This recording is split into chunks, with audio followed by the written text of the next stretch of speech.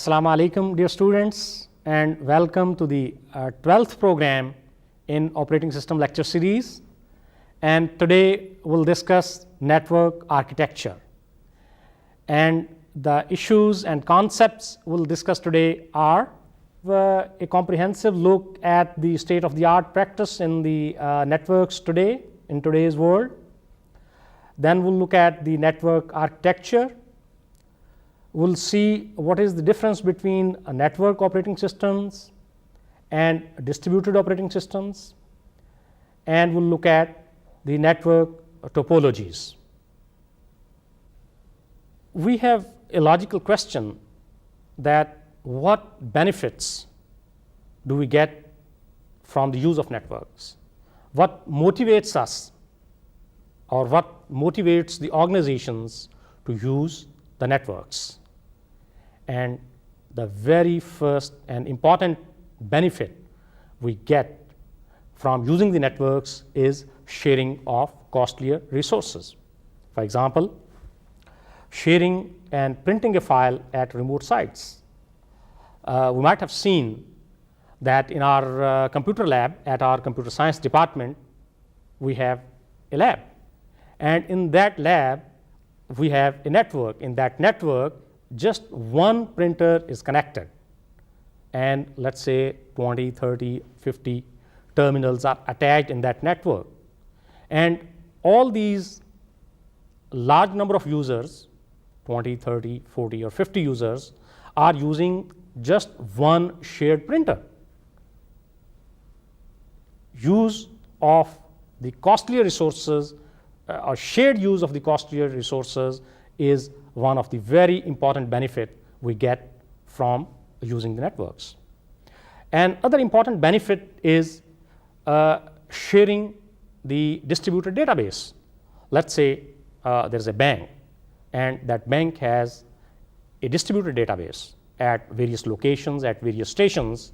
The part of the databases reside, and the people, the users of these databases, they are also scattered in number of places.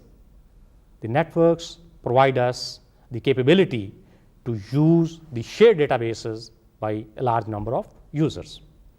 And another benefit that we get from the use of networks or application of networks is the use of specialized hardware devices. Let's say we are having the disk clusters located at one site, which is remote to many users. But the users on the networks can again share that cluster of network, and they may be at different locales, but they will share that very costly resource which may be located not at their parent place, but at a different place. Another benefit we get from the use of networks is computation speed up. Let's say we have a number of stations or number of computers on the network, and using the processing power of these networks, we can improve and increase the efficiency of the whole system. Take an example of let's say a bank, and again we have n number of systems or stations on that network. We can dedicate one of these stations for a particular use, let's say for printing, and maybe we may use that as a print server. We may dedicate another system, let's say for as an internet server, or as a mail server, or as a print server, or as a database server, and so on. Another benefit we get from the use of networks is the reliability, because the network detects and recovers from the site failures, function transfers, and reintegrate the failed sites. Another benefit we get from the use of networks is the communication or message passing. The people at different sites, at different locales, they communicate with each other using the networks. This leaves us to one logical question, that what services the networks provide to its users. Primarily, the networks provide three services. Networks provide us the information exchange between the systems, are the delivery service, which assures the physical transport of data between stations. Understanding service that networks provide us assures that the data sent is in the format which can be understood by the receiver, and agreement service assures the data is sent when the receiver is ready to receive. Thus, the networks provide us delivery, understanding, and agreement. Delivery is when we send the information from point A or station A to station B. This service assures that the data is sent and transferred from point A to point B. Understanding assures us that, let's say, station A sends the information in a particular format. The station B understands that format in which data has been transmitted from station A to station B. And the third is an agreement. Since station A and station B, they are networked together and they want to change information, and the agreement is essential because when the sender wants to send the information, receiver must be ready to receive that information. There needs to be an agreement between the two. Very often we talk of, we hear of, and we discuss the term called network architecture. What is network architecture? Network architecture describes the physical components, the functions to be performed by these components, and interface between these components. The physical components, functions to be performed by the components, and interface between the components.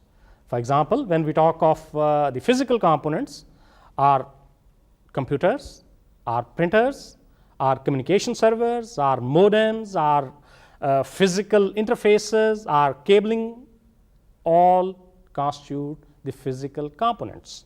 And each of these components will have to perform specified function. Modem has to perform a function. A database server is required to perform a function. An email server is required to perform a function. A communications server is required to perform a function. A network interface is required to perform a function. Thus, the network architecture describes the components and the functions these components will perform, and how these components are integrated into a network. How do they interface? How the network server interfaces with the network, how the server interfaces with the client, and so on. All the integration of these components and their interfaces is known as network architecture. And this network architecture is pivotal and essential and basic for the interconnectivity between stations, sites. This network architecture is basically governed by ISO, that is International Standards Organization, OSI reference model. OSI is Open System Interconnection Reference Model, which specifies the standard for network from different vendors to exchange information. I will discuss this OSI reference model in a little more details in our today's discussion. In this diagram, we see a distributed network. We have site A, where we have a server. We have site B, where there are clients. We have a network cloud. And then we have site C. We have resources here.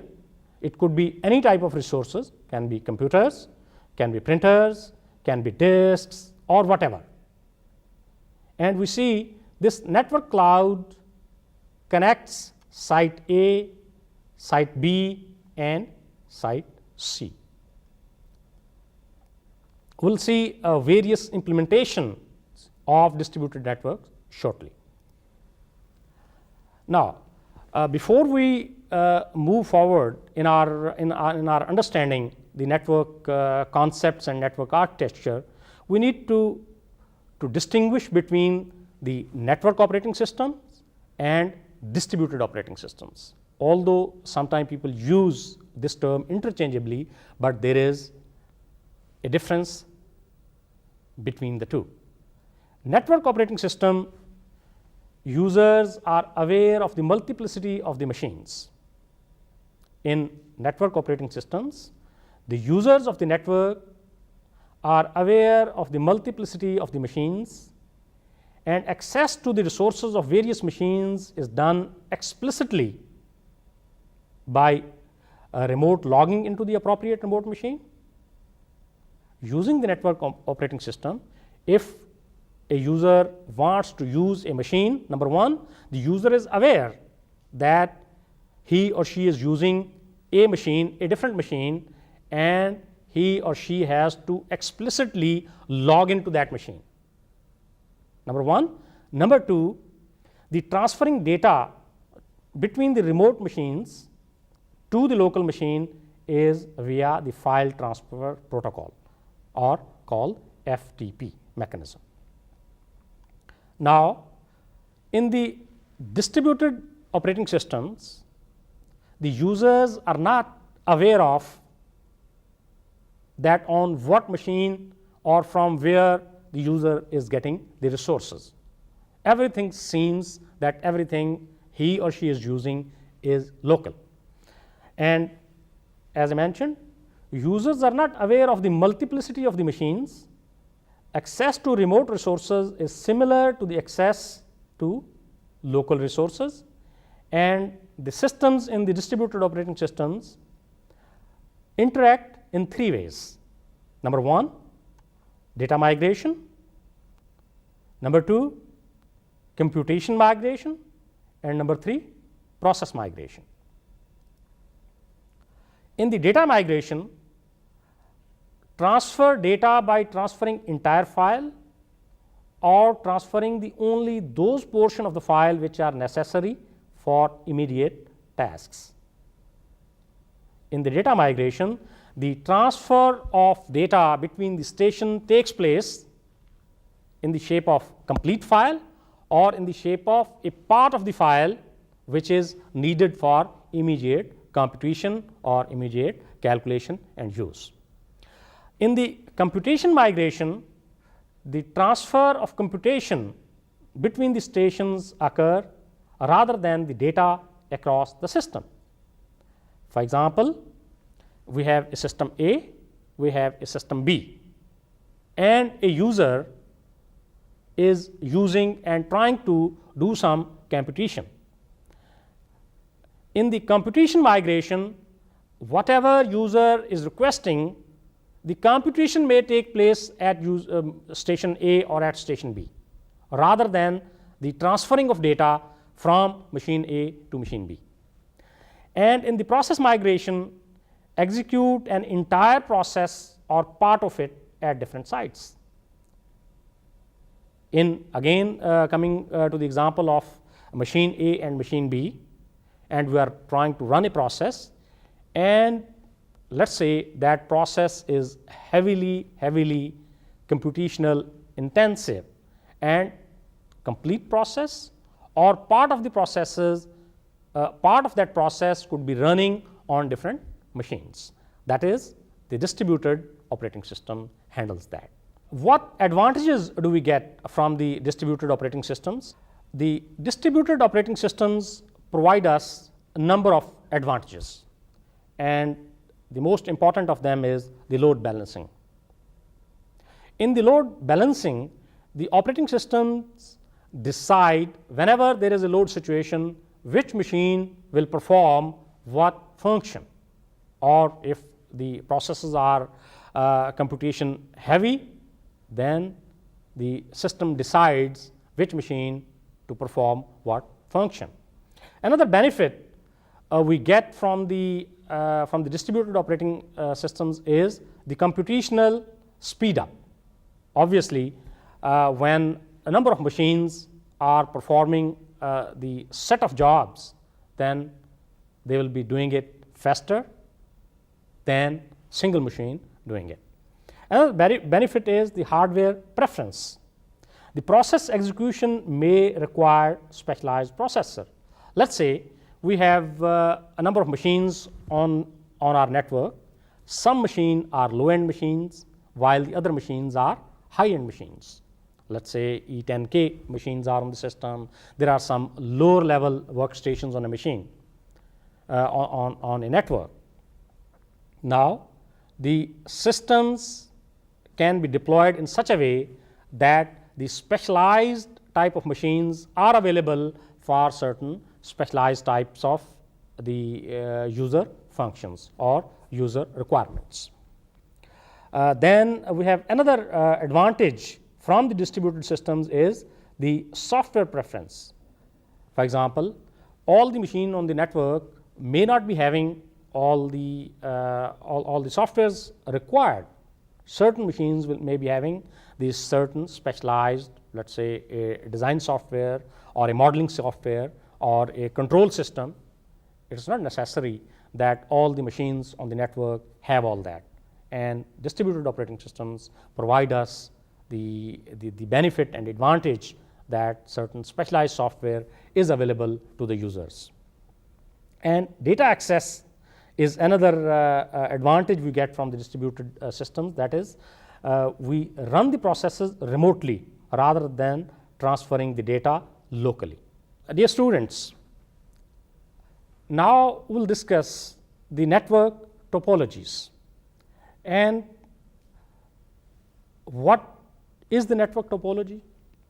When we have, let's say, a number of systems and terminals, let's say we can say we have n number of servers and n number of client machines or terminals.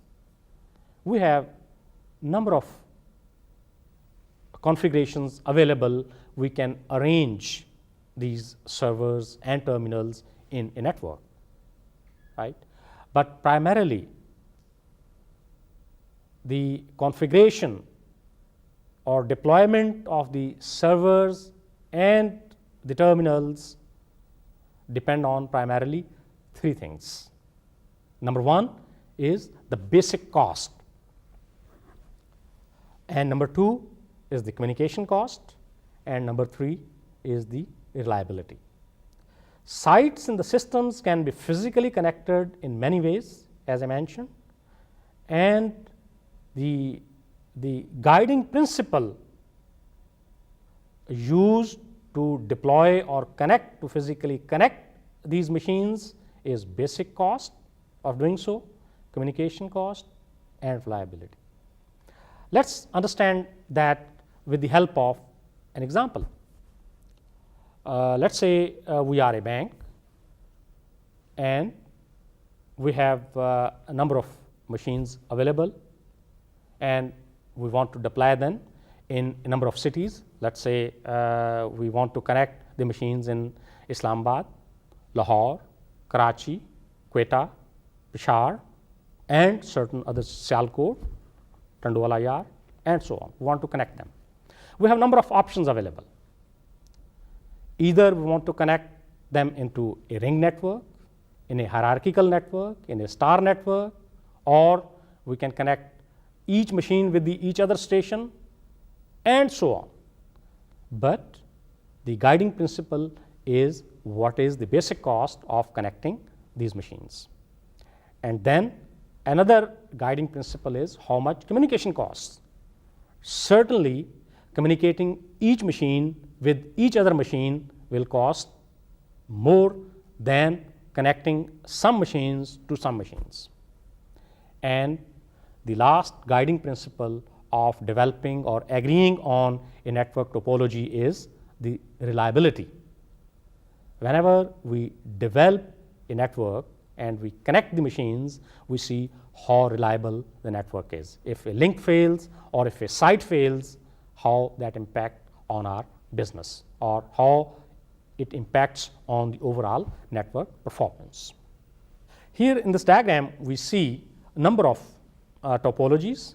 These are the famous ones. Means we can have number of alterations to these topologies as well. For example, here we see fully connected networks in which we have site A, site B, site D, C, site D, E, and F. And each of these sites, let's say Lahore, Islamabad, Karachi, Peshawar, Quetta, Hyderabad, each of these sites is connected to every other site. Obviously, this will have a very high connection cost as well as communication cost, but this will yield us the high reliability and highest availability. In this diagram, we see the partially connected networks where we have A, B, C, D, E, F, and for example, A, B, and E are connected. A, C is connected, C is connected to F, and C is connected to D, partially connected network. In this, we have a tree structured network, or we can call this a hierarchical network, where A is connected to B and E, B is connected to C and D, E is connected to F. Then in this diagram, we have a star network in which the site C is connected to A, B, D, E, and F. And in this ring network, we see one connected to at least two sites in a ring. And again, the guiding principle is the basic cost, the telecom cost, and the reliability required from the network. Dear students, this concludes our today's session. And in today's discussion, we had a comprehensive look at the state-of-the-art practice in the networks world, and we discussed why really we use networks, and then we discussed the network architecture, in which we looked at the various network components, the functions of the network, and network interfaces. Then we looked at the difference between the network operating systems and distributed operating systems. And we looked at the network topologies. We looked at the hierarchical network, star, LAN, and bus LAN, and other network topologies. Dear students, this completes our today's discussion. Until next time, Allah Hafiz.